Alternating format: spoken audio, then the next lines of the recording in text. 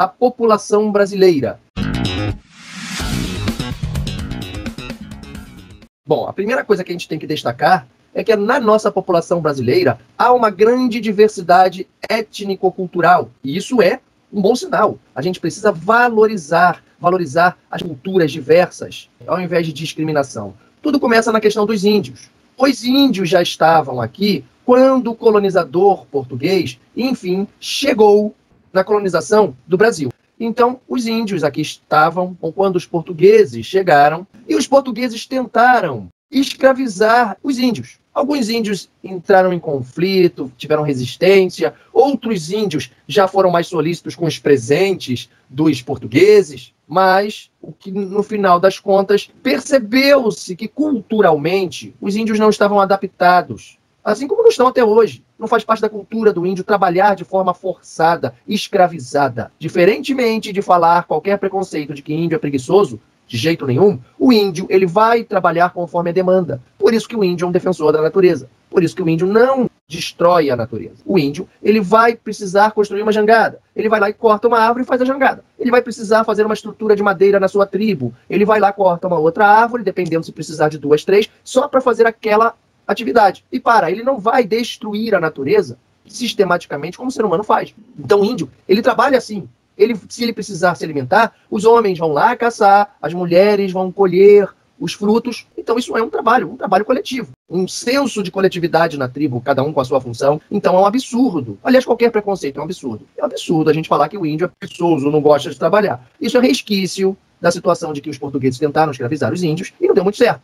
Então o que os portugueses fizeram? Aqui, ó, os portugueses, eles trouxeram os africanos e escravizaram os africanos para trabalharem aqui no Brasil. E claro, os africanos, infelizmente, foram escravizados para fazer diversos tipos de trabalho escravo pelo mundo afora. O colonizador europeu impôs isso. Daí o infeliz preconceito racista contra a etnia pelo IBGE chamada de negra ou parda. É um absurdo isso. De acordo com o avanço histórico, a escravidão acabou em 1888, a abolição da escravatura, com a Lei Áurea, e a partir daí nós tivemos a imigração livre. Vários europeus começaram a vir para o Brasil, isso final do século XIX, início do século XX, como os próprios portugueses, que aqui já estavam, vieram mais, os imigrantes europeus como italianos, alemães, alguns poloneses, e também alguns imigrantes asiáticos. E esses europeus se instalaram, tem até hoje colônias no sul do Brasil, e os japoneses em São Paulo. Os direitos indígenas. Cara, os direitos indígenas, eles são garantidos por lei, inclusive pela nossa Constituição de 1988, nossa Constituição. E nós temos o dever legal e moral de proteger as terras indígenas, a cultura indígena, mas infelizmente isso não é a prática. A prática é que há um desrespeito generalizado por invasores, garimpeiros, madeireiros, inclusive agricultores, agropecuaristas, que estão invadindo as terras indígenas e literalmente destruindo, acabando, e inclusive tendo até mortes de índios. Isso é um problema muito sério. Quanto aos escravos africanos, que também fazem parte da nossa diversidade cultural, com muito orgulho dizendo isso, então para que isso acontecesse, historicamente falando, na questão dos escravos africanos, entre os séculos XVI e XVII, nós tivemos a localização inicial desses escravos no Nordeste, com a principal atividade a cana-de-açúcar. Mas não demorou muito, descobriu ouro e pedras preciosas, os portugueses descobriram ouro e pedras preciosas em Minas Gerais, Sudeste, fazendo com que acontecesse mudança de foco do eixo, saindo do Nordeste e indo para o Sudeste, onde, no tocante aqui dos escravos africanos, entre o século XVIII e XIX, nós tivemos a localização do centro comercial da vinda dos escravos ao Brasil, trazidos pelo colonizador português, no Rio de Janeiro. Devido à mudança de eixo, a cana-de-açúcar deixa de ser o ponto central do Nordeste, o Nordeste se esvazia e a gente passa a ter o ouro em Minas Gerais. Aí veio a Lei Áurea, em 1888, fim da escravatura, e aí nós temos aqui o início da imigração livre, onde, a partir daí, os europeus passam a vir para o Brasil para trabalharem, principalmente na frente de trabalho dos cafezais, até a década de 30, quando houve o estabelecimento da Lei de Cotas de Getúlio Vargas. O mundo entra em crise, a crise mundial de 1929, então nós passamos a ter essa Lei de Cotas limitando a vinda dos imigrantes para o Brasil. O Brasil é república, passa a ter a sua própria história, onde as indústrias, a industrialização no Brasil, ela se deu no século XX, sobretudo no Sudeste. Por que no Sudeste? Porque aproveitou a infraestrutura deixada pelo café.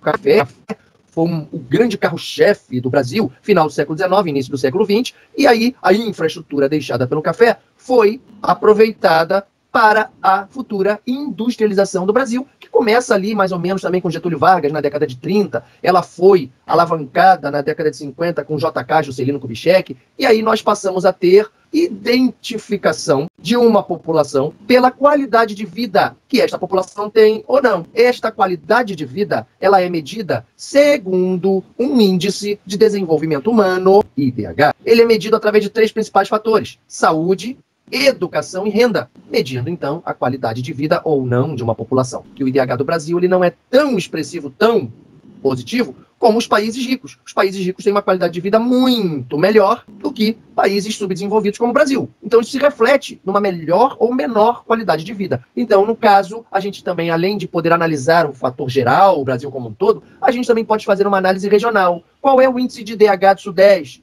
do Nordeste, do Norte, do Centro-Sul? Então a gente verifica que, segundo o IDH, a gente consegue analisar que o Sudeste é a região mais rica do Brasil, o Nordeste é a região mais pobre do Brasil, e com isso a gente consegue regionalizar o Brasil através de 2 formas. Uma delas é através do IBGE, que nós temos 5 regiões, Norte, Nordeste, Sul, Sudeste e Centro-Oeste, obedecendo, assim, os limites estaduais, mas nós também temos uma outra forma de regionalizar o Brasil, da seguinte situação: fazendo com que o Brasil tenha 3 regiões, através do critério geoeconômico, onde nós temos o Sudeste sendo aglutinado com o Sul, que é, pelo IBGE, o Sudeste é a primeira mais rica do Brasil, o Sul é a segunda.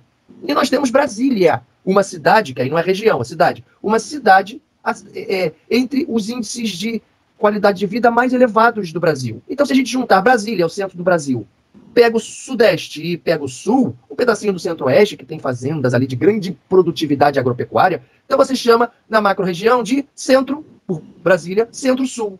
Pegando o Sudeste, o Sul. Então você pega uma macro-região chamada Centro-Sul, então é a região core, é a região mais rica do país. Você pega a região Nordeste, que continua sendo, nesse critério geoeconômico de 3 regiões, a região mais pobre do Brasil como um todo. E você pega a região amazônica. Ou seja, esse critério aqui, Centro-Sul, é um critério socioeconômico. Nordeste é um critério socioeconômico, pobre. E esse critério aqui, da região amazônica, é um critério socio-natural, onde a gente verifica principalmente a região amazônica como região da floresta em si. E com isso, agora falando sobre o crescimento populacional, até os anos 60, nós tínhamos o Brasil com uma natalidade elevada. Só que pós-década de 70, houve uma diminuição do número de nascimentos. Por quê? Porque a partir da década de 70, principalmente a partir do final do século XX, década de 80, década de 90, mas isso já começa a ser verificado na década de 70. A gente começou a ter uma nova dinâmica. Isso não foi só Brasil, isso é mundial. Um país, quando começa a se urbanizar mais, viver em cidade é mais caro. As taxas são mais elevadas, a necessidade de estudar mais é imperativa, você precisa estudar mais, que a concorrência para trabalhar no centro urbano é elevada. Quem estuda mais tem mais chance de arranjar um trabalho melhor e mais chance de se manter empregado. Isso é fato do capitalismo. O capitalismo seleciona mesmo as pessoas. Isso não é preconceito. Isso é um fato do capitalismo. A partir do momento, então, por isso que nós temos que nos esforçar para conseguirmos alcançar uma melhor especialização da nossa mão de obra possível. Daí vem a educação, o centro principal, primordial de uma nação.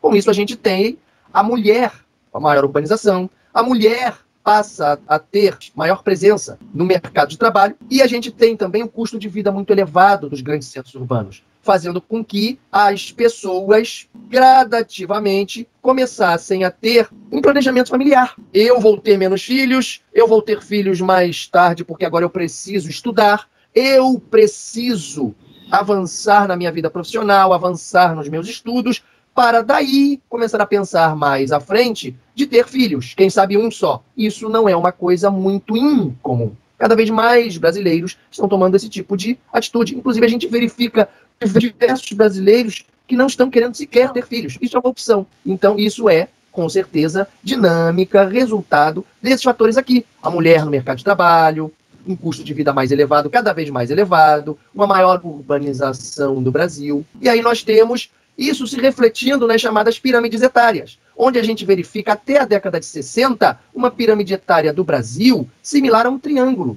O que é uma pirâmide etária? Aqui na base de uma pirâmide, seja ela triangular, ou seja ela nesta semelhança aqui, ó, o Brasil do século XXI, a base já está muito mais curta, você tem o meio muito mais expressivo, e o topo está também mais expressivo do que no triângulo. Vou explicar. Lá no topo, a gente tem a população idosa. No triângulo tem pouquinho. Olha lá como é que afunila rápido, pouquinho. Já o topo desta pirâmide etária aqui, ó, nós vamos ter o seguinte, nós vamos ter muito mais, o topo ele vai se alargando, ou seja, fazendo com que, mostrando que a população brasileira está tendo um envelhecimento por conta de ter menos filhos. Nós temos aqui na base das pirâmides, seja ela qual for a forma, nós temos na base das pirâmides a população de 0 ano de idade. Está nascendo. 0, 1 ano, 2 aninhos, 3 aninhos, 4 aninhos. Tudo aqui na base da pirâmide. Então, se a base da pirâmide triangular ela é maior, você tem mais quantidade de nascimentos. Uma população jovem, uma população que está tendo muito filho. Isso aí é característica de país mais pobre em pleno século XXI. Ou característica de países como o Brasil do passado, que a urbanização era menor, as mulheres trabalhavam no mercado de trabalho em menor quantidade, o custo de vida por ter menos urbanização era menor. Com o passar do tempo, maior urbanização, as mulheres passam a entrar no mercado de trabalho, há uma maior cobrança de você ter que estudar mais. Então tudo isso vai fazendo com que a população, aos poucos, tenha a questão de optar em ter menos filhos. Então a tendência, a primeira tendência, a base da pirâmide diminui. Olha a diferença. Olha como diminuiu. Olha a base enorme. E olha aqui como é que a base diminuiu muito. O Brasil, com certeza, está tendo menos filhos no século XXI. E a tendência é que isso prossiga. Há uma projeção de que daqui a 30 anos, 20 anos, o Brasil já comece a entrar num índice negativo, onde vai começar a morrer mais do que nascer. Isso já tem acontecido em alguns países atualmente, lá na Europa. Como as pessoas estão tendendo a ter cada vez menos filhos, é exatamente isso que eu estou falando. Se a gente olhar na pirâmide etária do Brasil de antigamente, olha como é que a primeira coisa que se reflete é a base. Olha como é que diminui bastante. Começa a nascer menos brasileiros. Então isso se reflete no envelhecimento da população. Você começa a ter mais adultos. Olha como é que... Aqui são os adultos. Olha, o meio da pirâmide. Olha aqui como é que tem menos. O que acontece? Você tem um afunilamento muito rápido na base, no feitio triangular. Então você tem menos adultos. A parede é estreita. Mas quando você abre essa parede no meio da pirâmide etária, você começa a ter mais adultos. E quando você estreita a linha ali na base da pirâmide, você começa a ter menos crianças, você começa a ter um alargamento no meio da pirâmide, você começa a ter mais adultos, e esse alargamento ele se confirma lá em cima, enquanto aqui, o Brasil do passado, os idosos lá na ponta eram bem poucos, você começa a ter o topo da pirâmide se alargando, então você passa a ter uma maior presença de idosos. Vou me despedir de vocês, fiquem com Deus.